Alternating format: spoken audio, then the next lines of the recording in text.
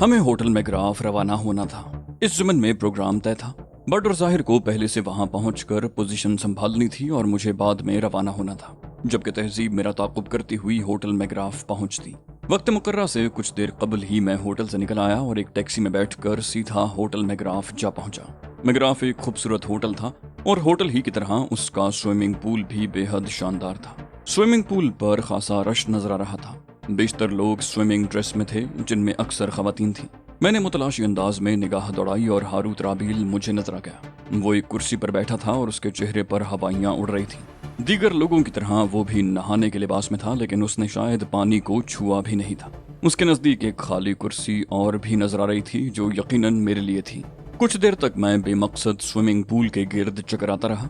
मकसद ये था कि अगर कोई खतरा हो तो निगाह में आ जाए, लेकिन कोई शख्स भी ऐसा नजर नहीं आया जिसकी तवज्जो खुसूसियत से हारूत राबील की जानिब होती। बड और जाहिर भी कहीं दिखाई नहीं दे रहे थे, मगर मैं उनकी तरफ से मुतमईन था। दोनों बहुत मुस्तैद थे और यकीनन किसी ऐसी जगह छुपे हुए होंगे जहां से हालात पर निगाह रखी जा सकती हो। अपने दौर पर मुतमईन होने के बाद मैं हारूत राबील की तरफ बढ़ा और टहलता हुआ उसकी पुश्त पर पहुंच गया। फिर इत्मीनान से उसके नजदीक रखी हुई खाली कुर्सी घसीट कर उस पर बैठ गया। हारूत राबील यूं उछला जैसे उसे किसी बिच्छू ने डंक मार दिया हो। वो खौफजदा से अंदाज में मुझे देख रहा था। मैंने मुस्कुराते हुए कहा, डरने की जरूरत नहीं है डियर राबील, मैं तुम्हारा वही दोस्त हूँ जिसके तुम मुंतजिर हो। हारूत राबील ने हैरत से कहा, नहीं, क्या तुम वही हो जो मुझसे सोतरा की हैसियत से मिले थे? मैंने कहा, हाँ प्यारे राबील, मैं वही हूँ। लेकिन तुम इतने हैरान क्यों हो रहे हो? कोई और इतनी बेतकल्लुफी का मुजाहिरा कहाँ कर सकता था? वो बोला, लेकिन तुम्हारा चेहरा, सोतरा के और तुम्हारे नकूश में जमीन आसमान का फर्क है। मैंने बाईं आंख दबाकर कहा, इसे मेकअप का कमाल कहते हैं। दोबारा मुलाकात होगी तो मैं तुम्हें किसी और सूरत में मिलूंगा। हारूत राबील ने अपना सर पकड़ लिया। बोला, खुदा की पनाह, तुम आखिर हो कौन और मुझसे क्या चाहते हो? मैंने कहा, सारी बातें मैं तुम्हें पहले ही बता चुका हूँ। अगर तुम वही बातें दोबारा सुनना चाहो तो मैं उन्हें दोहराने के लिए भी तैयार हूँ। वो बोला, मैं तुम्हें पहचानने से कासिर हूँ, इसलिए जरूरी है कि तुम सारी बातें दोबारा दोहराओ ताकि मुझे यकीन आ जाए कि मैं किसी गलत आदमी से बात नहीं कर रहा। मैंने कहा, सोतरा की हैसियत से मैंने तुम्हें डी फॉस्टर की कहानी सुनाई थी, जो जर्मनी के शिमरे खानदान का एक मायानाज साइंसदान था और जिसे तुमने एक तवील अरसे तक अपना कैदी बनाए रखा। इतना हवाला काफी नहीं है? हारूत राबील गुर्राया, नहीं, सिर्फ इतनी सी बात मुझे मुतमईन करने के लिए काफी नहीं। मैंने कहा, तुम बहुत शक्की मिजाज आदमी हो हारूत राबील। हालांकि जो कुछ मैंने बताया उसके बाद किसी शक व शुबे की गुंजाइश नहीं रह जाती। हारूत राबील ने बेपरवाही से कहा, न रहे, लेकिन मुकम्मल इत्मीनान के बगैर किसी काम में हाथ डालना मेरे उसूल के खिलाफ है। अगर तुम अपनी असल सूरत में मुझसे मिले होते तो मैं तुमसे कुछ भी ना पूछता। मैंने कहा, तुम हथियार बनाते हो हारूत राबील और उन्हें मुख्तलिफ जरूरतमंद ममालिक को फरोख्त कर देते हो।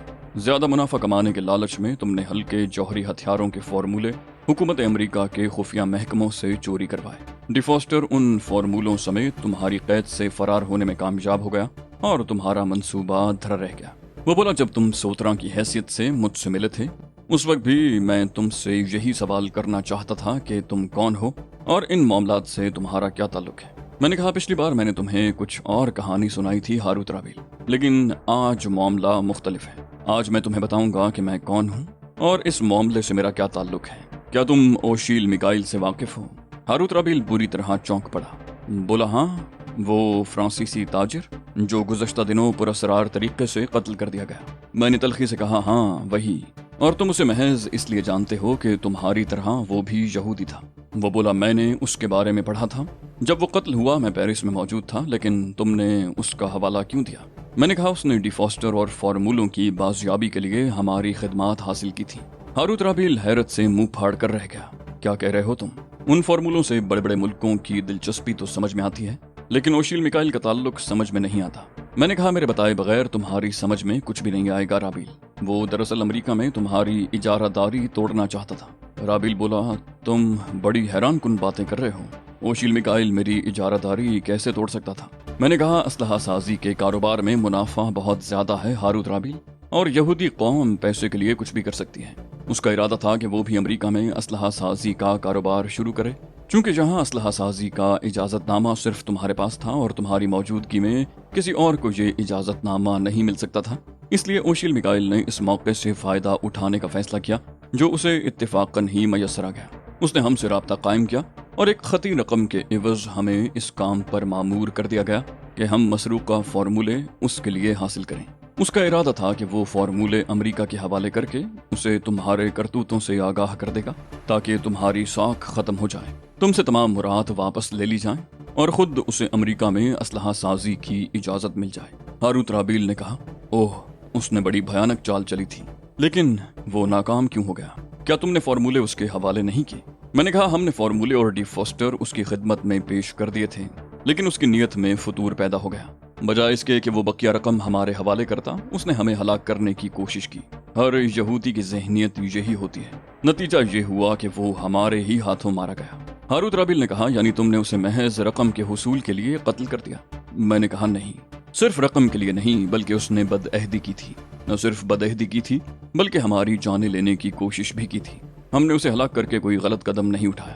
وہ بولا، اور اس کے بعد تم فرانس سے ڈی فوسٹر اور فارمولوں سمیت فرار ہو کر امریکہ گئے؟ میں نے کہا، ہاں مسٹر رابیل، اب دونوں چیزیں ہمارے قبضے میں ہیں اور ہم نے صرف تمہاری خاطر طویل سفر کیا ہے۔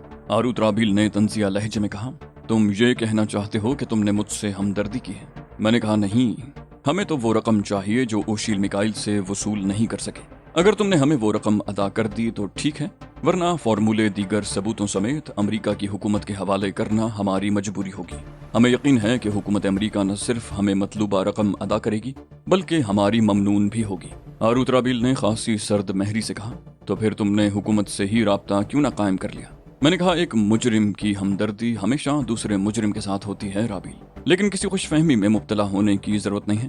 ہم نے اپنے تحفظ کے پورے انتظامات کرنے کے بعد ہی تم سے رابطہ قائم کیا ہے۔ تمہارے خلاف سارے ثبوت اور فارمولے میرے ساتھیوں کے پاس ہیں۔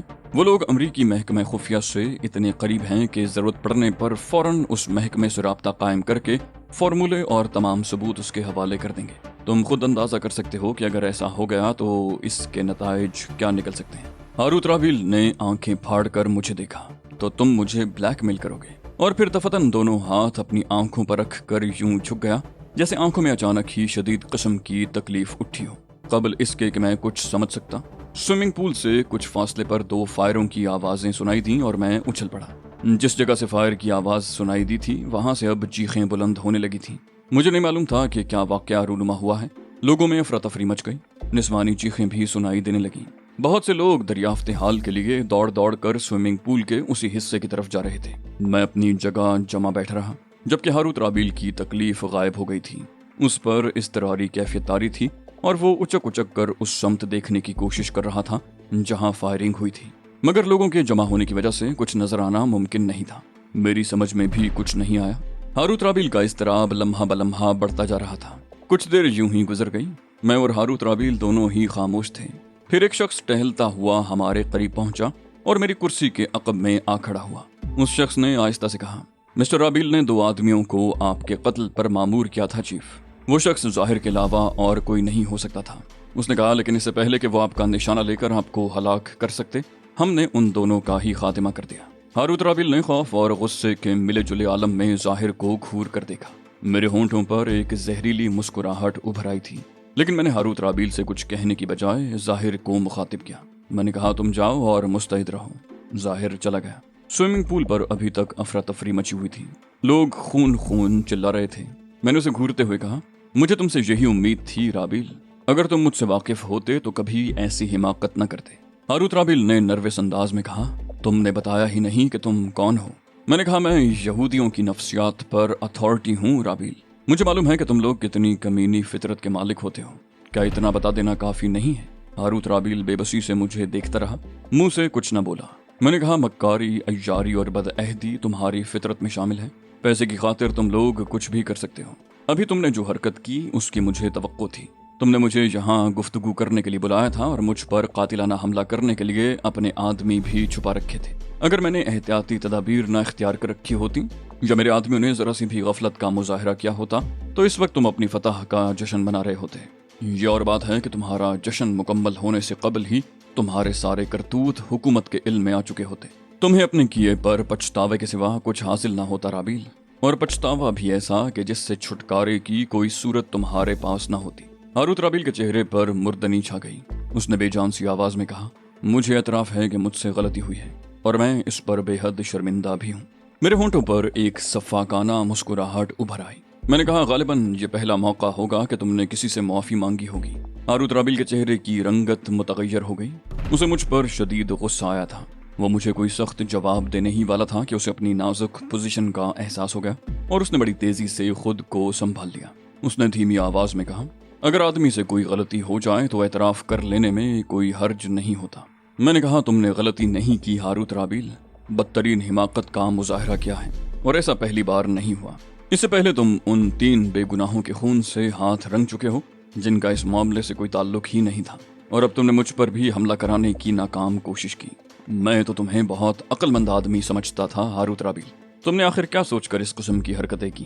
हारूत राबिल ने शिकस्त खुर्दगी से कहा, मेरे आसाब पर बहुत दबाव था, मेरे सोचने समझने की सलाहियतें जवाब दे गई थी। मैंने कहा, तुम्हारी इस हरकत पर तुम्हें माफ भी किया जा सकता है राबिल, लेकिन इसके लिए तुम्हें कुछ शराइत तस्लीम करनी होगी। वो बोला, इस वक्त मैं बेबस हूँ, तुम जो चाहो शराइत आयद कर दो, मैं कर भी क्या सकता हूँ। बताओ तुम्हारी क्या शराइत हैं? मैंने कहा, जो रकम उन फॉर्मूलों के एवज मैं तुमसे वसूल करने वाला था वो अब दुगनी कर दी गई है हारूत राबिल। हारूत राबिल ने आंखें फाड़ कर मुझे देखा। दुगनी? मुझे तो ये भी मालूम नहीं कि तुम मुझसे क्या वसूल करने का इरादा रखते थे।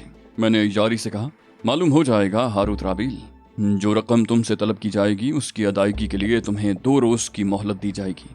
अगर इस मोहलत के अंदर तुम अदायगी करने में नाकाम हो गए तो तीसरे रोज तुम्हारे खिलाफ सारे सबूत हुकूमत के हवाले कर दिए जाएंगे। वो बोला, नहीं, मैं पहले ही अपनी गलती तस्लीम कर चुका हूँ। अगर आइंदा मुझसे कोई गलती सरजद हो तो जो चाहो सजा दे लेना, लेकिन इस बार दरगुजर कर दो। मैंने कतईयत से कहा, हरगिज नहीं हारूत राबिल, तुम्हारे जराइम नजरअंदाज कर देना बजाय खुद एक जुर्म होगा। तुमने ये तक नहीं सोचा कि मैं सिर्फ धमकी नहीं दे रहा बल्कि इस पर अमल भी कर सकता हूँ। वो बोला, मैं खौफजदा था, जो कुछ हुआ वो मेरी हिमाकत थी।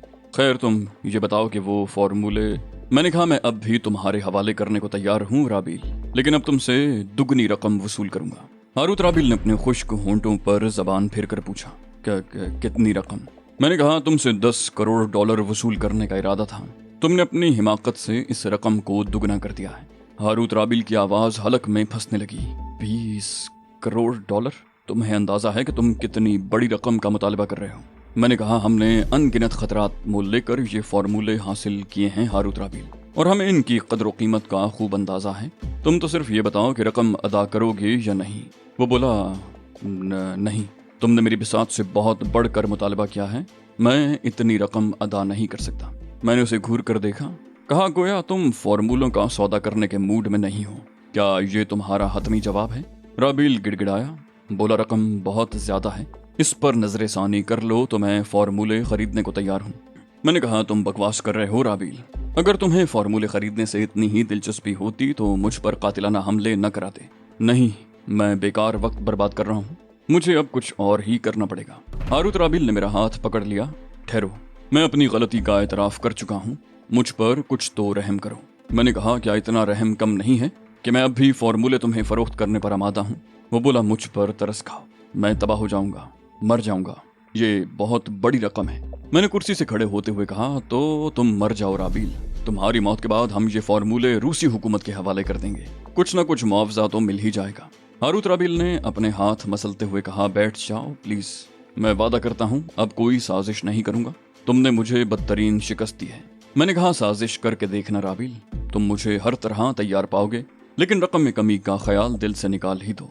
तुम्हें हर हाल में $20 करोड़ अदा करने हैं। मैंने जेब में हाथ डालकर कागज का एक पुर्जा निकाला और उसे राबिल की तरफ बढ़ा दिया। कहा, $20 करोड़ की रकम तुम्हें बैरूत के इस बैंक में जमा करानी है, अकाउंट नंबर भी इस पर मौजूद है। वो बोला, तुमने मुझे 2 दिन का वक्त दिया है, 2 दिन में ये काम कैसे हो सकेगा? इसके लिए ज्यादा वक्त चाहिए। मैंने तंजिया लहजे में कहा, ताकि तुम कोई और साजिश कर सको। नहीं हारूत राबिल, इससे ज्यादा वक्त देना मेरे लिए मुमकिन नहीं है। तुम्हें अच्छी तरह मालूम है कि रकम बैरूत के बैंक में किस तरह मुंतकिल की जाएगी। ये ना तो कोई मुश्किल काम है और ना ही तुम्हारे लिए ये कोई नया काम है। 2 दिन की मोहलत कम जरूर है, लेकिन तुम जैसे शख्स के लिए नाकाफी हरगिज नहीं कही जा सकती। मुझे बैंक स्टेटमेंट तमाम असनाद के साथ दरकार होगी। इस काम में अगर तुमने कोई गड़बड़ या ताखीर करने की कोशिश की तो अपनी तबाही के जिम्मेदार तुम खुद होगे। इससे ज्यादा मैं कुछ नहीं कहना चाहता। हारूत राबिल ने कहना चाहा, लेकिन मेरी बात तो सुनो। मैंने उसकी बात काट दी। जो कुछ तुम कर चुके हो राबिल वो मेरे सामने है। हो सकता है तुम किसी और चक्कर में हो, पुलिस यहाँ पहुँचने ही वाली होगी। अब मैं बिल्कुल नहीं रुकूंगा, टाटा, मैंने कहा और हाथ हिलाकर चल पड़ा। मैंने उसकी कोई बात सुनने के लिए रुकने की जहमत नहीं की थी। लोगों पर अभी तक दहशत तारी थी। लॉन में 2 लाशें पड़ी हुई थी। मैं लाशें देखने के लिए रुकता तो मजीद वक्त ज़ाया होने का एहतमाल था, लिहाजा मैं सीधा होटल से बाहर निकला चला गया। मैं होटल के बैरूनी गेट से निकल रहा था और पुलिस कारें सायरन बजाती हुई अंदर दाखिल हो रही थी। मैं बेफिक्री से बाहर निकल आया। बड और जाहिर की तरफ से भी मुझे कोई फिक्र नहीं थी। मेरे बाद उन दोनों के लिए भी वहां रुकने का कोई सवाल पैदा नहीं होता था। आज उन्होंने जिस कारकर्दगी का मुजाहरा किया था वो मेरे लिए बाइस फख्र थी। वो लोग चूक गए होते तो मेरी खैर नहीं थी। वाशिंगटन की मसरूफ शाहराहों पर चलते वक्त मैं अपने गिरदोपेश से पूरी तरह बाखबर था। हारूत राबील से कुछ बैद नहीं था कि उसने मेरे लिए कुछ और इंतजाम भी कर रखा हो। मैंने कई टैक्सियां तब्दील की और जब मैं पूरी तरह मुतमईन हो गया तब मैंने अपने होटल का रुख किया। किसी ने मेरा ताक़ुब नहीं किया था। अपने कमरे में पहुंचकर मैंने पूरी सूरत हाल पर गौर किया और इस नतीजे पर पहुंचा कि हमारी कारकर्दगी मजमूई तौर पर तसल्ली बख्श है। बहुत मुख्तसर से वक्त में हमने हारूत राबील जैसे घाघ शख्स को 2 बदतरीन शिकस्तों से हमकनार किया था। इस बात का इम्कान जरा कम ही था कि वो अब मजीद कोई हरकत करे, लेकिन मेरा तजुर्बा कहता था कि जिस तरह बिच्छू अपनी फितरत से मजबूर होकर डंक जरूर मारता है, उसी तरह यहूदी भी धोखा दिए बगैर नहीं रह सकता। यहूदी कौम वही तो है जिसने खुदा से भी धोखा किया और एक बार नहीं बार बार किया। उनकी ये फितरत नस्ल दर नस्ल खून में मुंतकिल होती चली आ रही थी। हर यहूदी आज भी उतना ही धोखेबाज था जितना रोज़े अव्वल में था। उस वक्त था जब से इस कौम की तारीख शुरू होती है। जो कौम अपने माबूद से, अपने रब से और अपने पैदा करने वाले से धोखा कर सकती है, वो किसी और से क्या वफा करेगी। अगर कोई यहूदियों को काबिल एतबार समझता है तो वो सरीह गुमराही पर है। ये तो मैं जानता हूँ कि इस कौम के अफराद ने खुद पर कैसे कैसे खौल चढ़ा रखे हैं।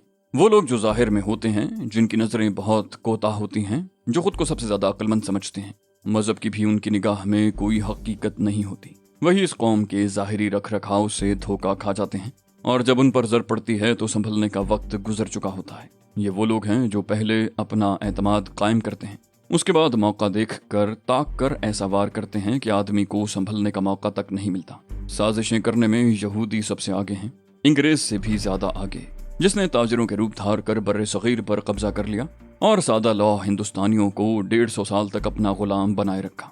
यहूदी कौम की गंदी और साजिशी जहनियत पर मुझे वैसे भी यकीन है, लेकिन अगर मेरे पास इल्म का कोई और जरिया न होता तब भी मेरे जाती तजुर्बात मुझे इस बात का यकीन दिलाने के लिए बहुत काफी थे। जिस यहूदी से भी मेरा वास्ता पड़ा था उसने अपनी बिसात के मुताबिक मुझे धोखा देने की कोशिश जरूर की थी। इस कुल्लिये से सिर्फ लड़कियों को खारिज किया जा सकता था। यहूदी लड़कियों ने कई मौके पर मेरा भरपूर साथ दिया, लेकिन मैं उनकी हकीकत से भी बेखबर नहीं था। उनके पेश नज़र मेरी भलाई हरगिज नहीं थी, बल्कि उनकी अपनी जाती गरज थी। यही यहूदी ज़हनियत है।